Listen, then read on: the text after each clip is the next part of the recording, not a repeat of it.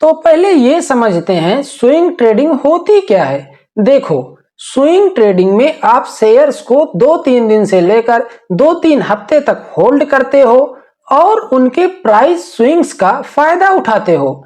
यानी intraday trading की तरह दिन भर स्क्रीन के सामने नहीं बैठना और लॉन्ग टर्म इन्वेस्टमेंट की तरह मंथ्स या ईयर्स का वेट नहीं करना। समझ गए ना? अब समझते हैं स्विंग ट्रेडिंग स्ट्रेटजी का formula. Next, swing trading strategy. इस स्ट्रेटजी को मैं प्राइस एक्शन, मूविंग एवरेज और कैंडलस्टिक से मिलाकर बनाया हूं। चलिए स्टेप 1 देखते हैं, प्राइस एक्शन को समझना। सबसे पहला स्टेप है प्राइस एक्शन एनालिसिस। इसका मतलब स्टॉक के प्रीवियस प्राइस मूवमेंट को स्टडी करना। प्राइस एक्शन से हमको सपोर्ट और रेजिस्टेंस जोन पता चल जाता है। सपोर्ट लेवल वो पॉइंट होता है जहां स्टॉक बार बार गिरने के बाद रुक जाता है, यानी बायर्स एक्टिव हो जाते हैं। और रेजिस्टेंस लेवल वो लेवल है जहां स्टॉक ऊपर जाते जाते रुक जाता है क्योंकि सेलर्स एक्टिव हो जाते हैं। ये लाइंस ड्रा करके आप देख सकते हैं कहां प्राइस बार बार टच करके रिवर्स हो रहा है। स्टेप 2, मूविंग एवरेज का यूज करना। मूविंग एवरेज स्विंग ट्रेडिंग में बहुत हेल्पफुल होते हैं। हम यहाँ 20 डे और 50 डे मूविंग एवरेज का यूज करेंगे।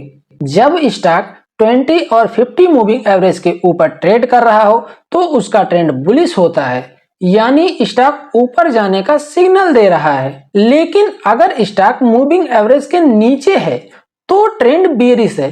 तो मूविंग एवरेज हमें डायरेक्शन और स्ट्रेंथ का आइडिया देते हैं।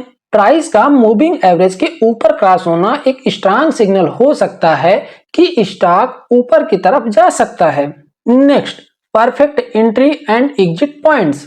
नाउ एंट्री पॉइंट के लिए देखिए, जब स्टॉक ने सपोर्ट जोन पर बेस बनाया और मूविंग एवरेज के ऊपर क्रॉस कर रहा हो। अगर स्टॉक 20 और 50 मूविंग एवरेज के ऊपर बुलिश क्रॉसओवर के साथ क्रॉस करे तो ये स्ट्रांग बाइंग सिग्नल है। एंट्री तब लेनी है जब प्राइस सपोर्ट जोन के पास और मूविंग एवरेज कंफर्म करते हो कि ट्रेंड ऊपर की तरफ है। इस तरीके से हम रिस्क कम और प्रॉफिट ज्यादा की पॉसिबिलिटी में ट्रेड करते हैं। इसके साथ ही आपको सपोर्ट जोन पर देखना है कि यहाँ पर कौन सा कैंडलस्टिक बना है। अगर यहाँ पर हमारा हैमर कैंडल बनता है या बुलिश इंगल्फिंग बनता है या यहाँ पर डोजी कैंडल बनती है, तब आपको कैंडलस्टिक को भी यहाँ ट्रेड कर लेना है। इसके साथ आपको मूविंग एवरेज का भी ध्यान रखना है। Next, exit point. अब बात करते हैं एग्जिट या प्रॉफिट बुकिंग की। ट्रेडिंग में कब एग्जिट लेना है ये सबसे इंपॉर्टेंट होता है। स्विंग ट्रेडिंग में आपके प्रॉफिट्स 5 से 10% टारगेट के बीच में होने चाहिए। अगर स्टॉक आपके टारगेट पे आ गया तो एग्जिट कर लो।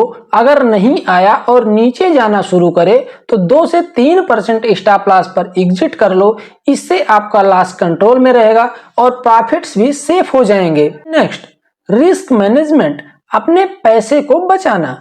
अब ट्रेडिंग में एक और इम्पॉर्टेंट चीज आ गई, रिस्क मैनेजमेंट। देखो दोस्तों, कोई भी स्ट्रेटजी फॉलो करते हो, रिस्क मैनेजमेंट बिना ट्रेड करना गलत है।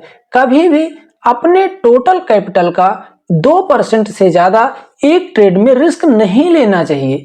इससे आपका पैसा सिक्योर रहेगा और अगर गलत ट्रेड हो भी जाए तो भी आपका लॉस कंट्रोल में रहेगा।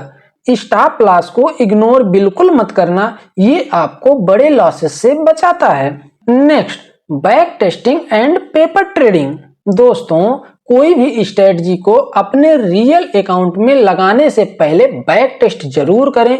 हिस्टोरिकल डाटा के ऊपर स्ट्रेटजी को टेस्ट करके देखें कि ये कैसे परफॉर्म करती है। जैसे ही आपको कॉन्फिडेंस आए तब आप पेपर ट्रेडिंग से शुरू कर सकते हैं। पेपर ट्रेडिंग एक ऐसा मेथड है जिसमें आप रियल मनी इन्वेस्ट नहीं करते पर वर्चुअली ट्रेड प्रैक्टिस कर सकते हैं। ये बिगिनर्स के लिए बहुत हेल्पफुल है क्योंकि आपको बिना रिस्क के मार्केट का एक्सपीरियंस मिल जाता है।